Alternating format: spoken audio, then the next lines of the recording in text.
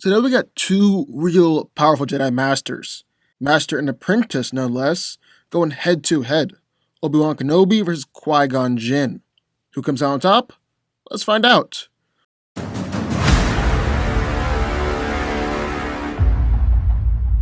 Obi-Wan Kenobi was a Jedi Knight who was instructed by Qui-Gon Jinn, and he himself taught Anakin Skywalker. Both Kenobi and Anakin fought in the Clone Wars, which led to Anakin turning to the dark side and betraying the Order. After this, Obi-Wan hid on the planet Tatooine, where he watched over Anakin's son Luke, whom he began training to be a Jedi, like his father once was. So today we're going to be using Obi-Wan Kenobi from Episode 3, just to clarify. Obi-Wan Kenobi is a very skilled fighter, one of the greatest lightsaber duelists of all time. In contrast to other fighting styles, Obi-Wan usually fought from a defensive stance, but he would use more aggressive tactics when pressed. He's an expert in Form 3 lightsaber fighting, otherwise known as Surisu. It was created to counter blaster fire, its tight moves, subtle dodges, efficient parries, and maximizes defensive coverage. It was designed to minimize the body's exposure, which makes the fighting style perfect against both blasters and lightsabers, single enemies, and multiple opponents. Obi-Wan is able to defeat Darth Maul, General Grievous, and Anakin Skywalker, and hold his own against Count Dooku and Darth Maul and Savage Opress at the same time. Though Obi-Wan focused largely on lightsaber combat, he's also very skilled in using the Force. He's exceptional using a Force push. He's able to send General Grievous flying, defeat a lot of droids with Force push, and match Anakin Skywalker during their duel on Mustafar. He's also able to use the Force to augment his leaping ability and levitate or crush objects. So, that's what we got in one corner, the Jedi Master Obi-Wan Kenobi. But, entering the ring, in the other corner, was the Jedi Master Qui-Gon Jinn. Qui-Gon Jinn is a headstrong, maverick Jedi Master who tends to trust his own instincts above the Jedi Code.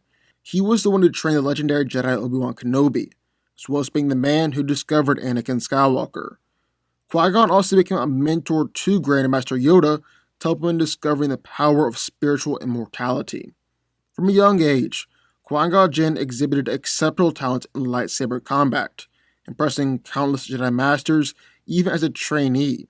As he grew, Jinn became one of the Order's finest duelists, and he could easily defeat many enemies, and frequently sparred many of his skilled contemporaries, like Mace Windu and his master, Count Dooku. Qui-Gon is also incredibly skilled in the fourth form of lightsaber combat, Ataru, being considered one of the greatest masters of the form among the Jedi. In combat, his blade work was wide and powerful, marked by heavy, two-handed slashes and sudden flourishes to cover his flanks. His mastery of Ataru was such that he could easily defeat blaster-wielding opponents despite the form's weakness to blaster fire. During a fight, Jinn also preferred to adjust his technique based on the needs of the moment, rather than focusing on overall strategy. On top of his lightsaber skill, Qui-Gon Jinn believed heavily in what he referred to as the living Force, a method of focusing on the moment rather than contemplating the Force in all its degrees. He displayed considerable skill with telekinesis, lifting people or throwing them with a Force push, also exceptional mind tricks, being able to convince Boss Nass to lend him, Obi-Wan Kenobi, and Jar Jar Binks a transport to Theed. Finally, because of his belief in the living Force, Qui-Gon Jinn studied the ability to retain his consciousness after death, and managed to achieve an incomplete mastery of it, being able to become a Force ghost after he died at the hands of Maul. But he wasn't able to manifest himself in a physical form, he could only speak to others. So who wins? Well, let's break it down. Now, Master vs. Apprentice fights are something that we've seen all throughout the Star Wars saga, like Obi-Wan vs. Anakin, Obi-Wan vs. Vader, Yoda vs. Dooku, Sidious vs. Maul, Luke vs. Kylo, so on and so forth. But one that we never saw play out on the big screen was Obi-Wan Kenobi versus his master, Qui-Gon Jinn. But if that fight had actually played out, who would have come out on top? Well, that's what we're going to find out. Also, just note, we'll be using both Disney canon and Legends versions of both these Jedi. Just a note. So, first things first, and take a look at physicality. And with Force Valor, both Obi-Wan and Qui-Gon could be considered to be superhumans. Obi-Wan's strong enough to hold back a massive dragon snake, knock out men in Mandalorian armor, and destroy droids barehanded. Qui-Gon is strong enough to match strength with Darth Maul and consistently win at saber locks. But what makes both of them superhuman has got to be their speed and their agility. Durability really isn't worth mentioning though, because they'll be fighting in a lightsaber fight. Doesn't matter how durable you are, lightsaber blade can cut just clean through you. So, speed and agility. Both of them are able to move as a blur. Both of them are able to casually deflect blaster bolts and speed blitz opponents. But what separates the two of them? Well, Obi-Wan is capable of blocking Sith lightning. He can dodge incoming missiles. He's blocked blaster fire from entire armies of battle droids. He's able to outrun explosions. And his lightsaber has consistently been seen as just a blue blur as he deflects blaster fire. And Obi-Wan is even able to move so quickly that the only thing that appears on the security monitor is blue light. He's moved so fast that he vanished during his fight against Count Dooku.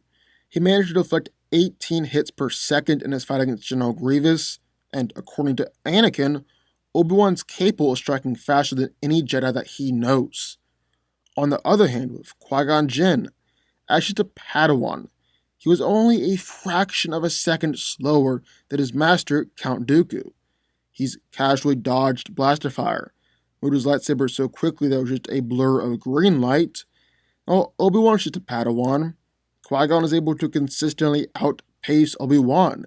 His reflexes are faster than Obi-Wan's, and he can even attack so fast that Obi-Wan actually couldn't even perceive his attacks. So, safe to say they are roughly the same when it comes to physicality, with Obi-Wan probably having a slight edge when we're looking at both of them at their peak and their physical prime. So what Force powers? Well, for being as close as they were, for being Master and Padawan, they actually approach the Force and view the Force very differently. Qui-Gon Jinn actually approached the Force differently than almost everyone else in the Jedi Order. He believed heavily in what we referred to as the living Force, a method of focusing on the moment rather than contemplating the Force in all its degrees. It's almost as if he's led by the Force, instead of manipulating the Force to his own whims and desires. It's been said that Qui-Gon Jinn possessed a perfect mastery of the Force, mastery that Mace Windu admitted is enough to land him a seat on the Jedi Council. He's a master of the Force push, even able to send other Jedi flying backwards, and overpower them with the Force. Qui-Gon can do other things, particularly being skilled with telepathy, but also including Force listening and beast control. And although we really haven't seen him display that much versatility in the Force during his time as a Jedi, like we mentioned, he's obviously powerful in the Force, as you have to be the best of the best to claim a seat on the Jedi High Council. But he just hasn't shown the same power or versatility in the Force as Obi-Wan. He's matched Anakin Skywalker in a Force push. He's overpowered Assad adventures in the Force, and will casually overpower armies of droids, and even overpower entire starships. And just like Qui-Gon, Obi-Wan's also shown a lot of versatility in the Force too. He's able to cloak himself in the Force in order to become invisible. He can sense impending danger or see future events, and is very skilled in mind control and beast control, seeing as how he tends to pick up animal friends very quickly. And again, just like Qui-Gon, Obi-Wan also just has a ton of raw power in the Force. He actually made it onto the Jedi High Council, and is one of the most significant, influential, and well-respected members of the Council. It's actually even been said that Obi-Wan shines in the Force almost as much as Anakin himself does. So, just like with physicality, they're roughly the same, with Obi-Wan taking the slight edge, again, just like with physicality. So that means that a whole lot of this fight is going to come down to and hinge upon their skill of a blade and in lightsaber combat. In a fight, Qui-Gon Jinn is one of the Order's most formidable members, actually regarded as one of the best swordsmen that the Order has ever produced.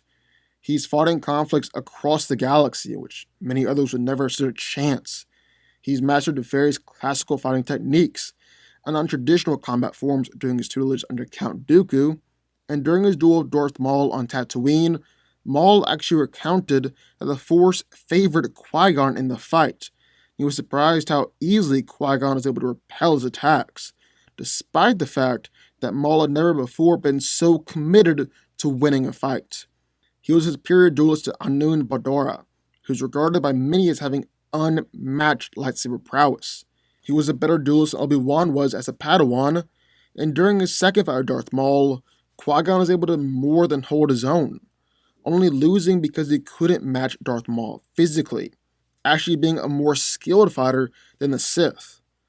On the other hand, Obi-Wan has been able to battle against and defeat a whole lot more skilled opponents than Qui-Gon, battling against and beating General Grievous, defeating Anakin, battling against Count Dooku and Asajj Ventress. Then there's Darth Maul. During Phantom Menace, after Darth Maul managed to kill Qui-Gon Jinn, Obi-Wan was able to beat him. But you could argue this was because Obi-Wan simply caught Maul by surprise, or was channeling the dark side of his anger over the loss of his master, which is typically seen as a nice boost or upgrade while in a fight.